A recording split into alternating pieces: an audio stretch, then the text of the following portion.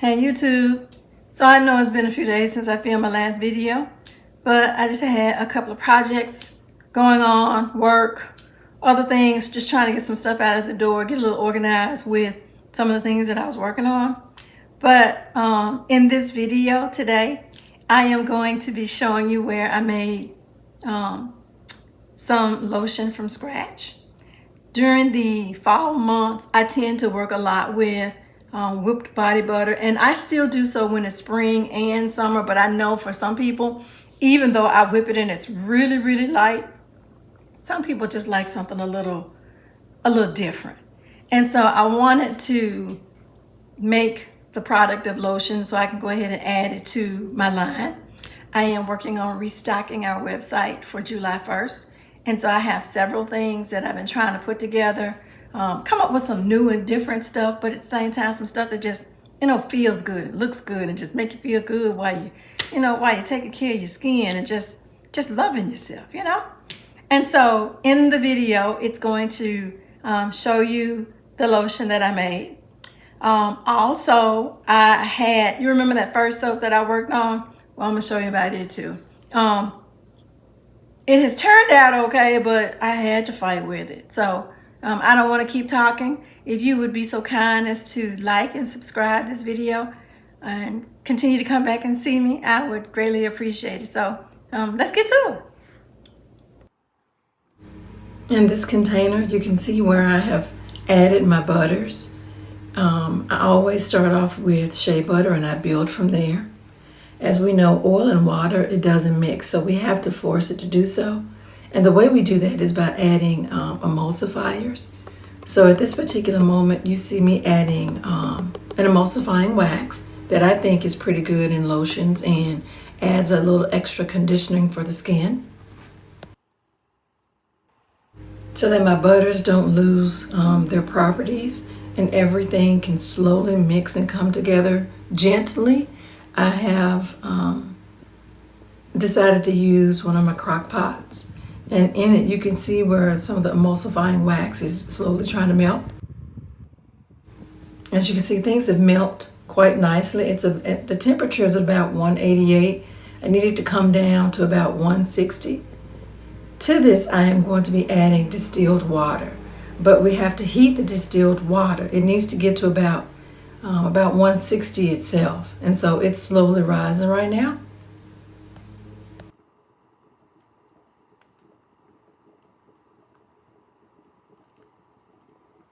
My oil and water have reached the right temperature and they're mixing, and this is when you see that lotion phase begin.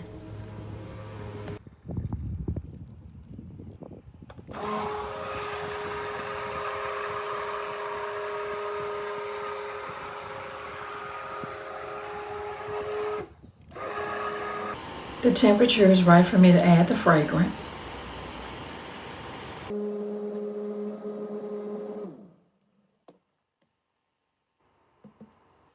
Because water is included, we have to add the preservative, and the temperature has become right to do so.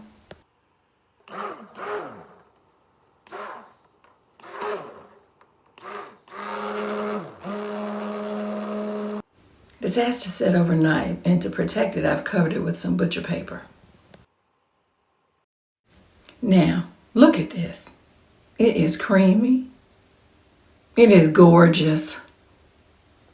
It is just everything that I want in a lotion that Lena's Beauty Box will sell to anybody, or just even I use for myself. It is so silky and smooth. I have a filling machine, but I decided to buy this cake pourer a while ago to make it a lot easier for small batches.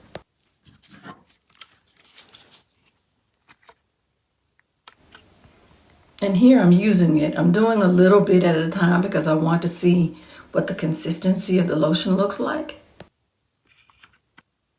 I'm going to be using 4-ounce jars as part of our line this year. And I have decided to go ahead and surprise some of my subscription holders to our website, Lena's Beauty Box, with sample jars of about 2 ounces. So they should be receiving them sometime this week. I'm going to be working to get these up on the website so that I can have them ready for July 1st. And I will be adding a few of them to our Etsy shop.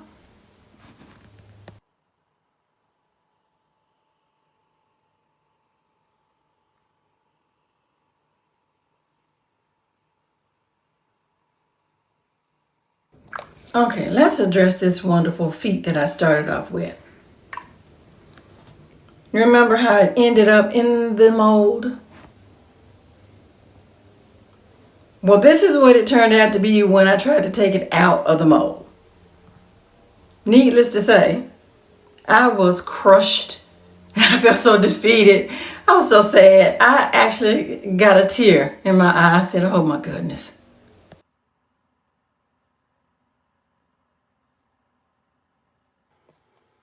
So to fix this disappointment, I had to do a small lye batch to blend back into the other original batch, because if you recall, I said that I probably didn't have enough lye in it, and I was really tempering a little bit because of the fragrance. Well, you know, you live and you learn.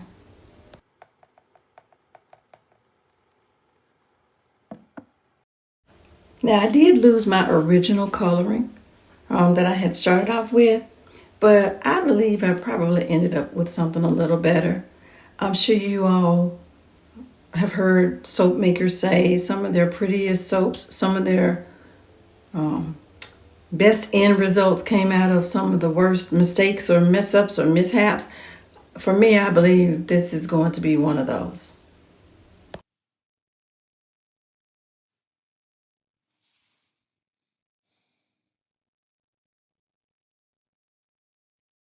Now, I can handle 25 pounds, but 25 pounds of solid soap is heavy. And so, because I've spent so much time trying to turn it back into what was salvageable, sellable, and looked good, I'm being extra careful with it because I don't want to drop it and then just have a big floor of soap that I can't do anything with.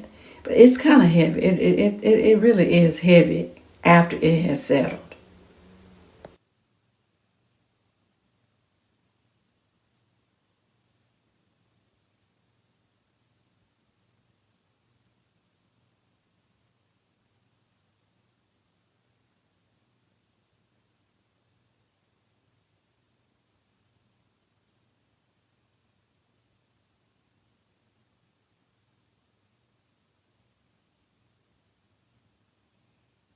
Now, I don't know about you, but after I cut this open and I saw those results, I was like, yay.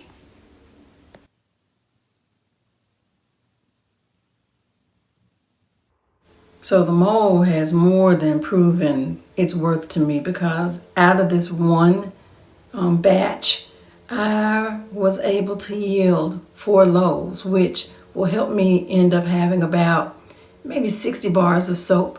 And in terms of production, that's really good because it makes me be able to have a larger inventory.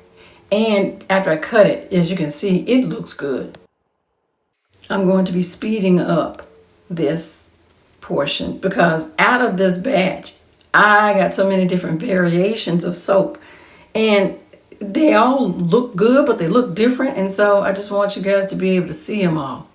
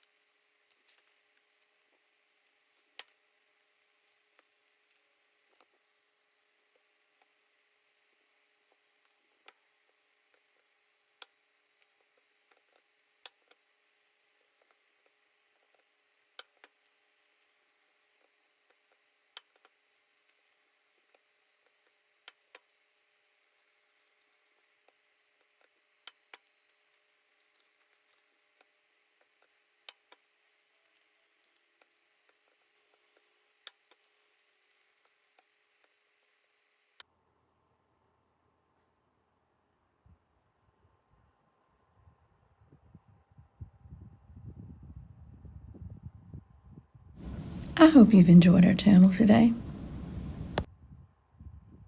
Please don't forget to like, share, and most important, subscribe.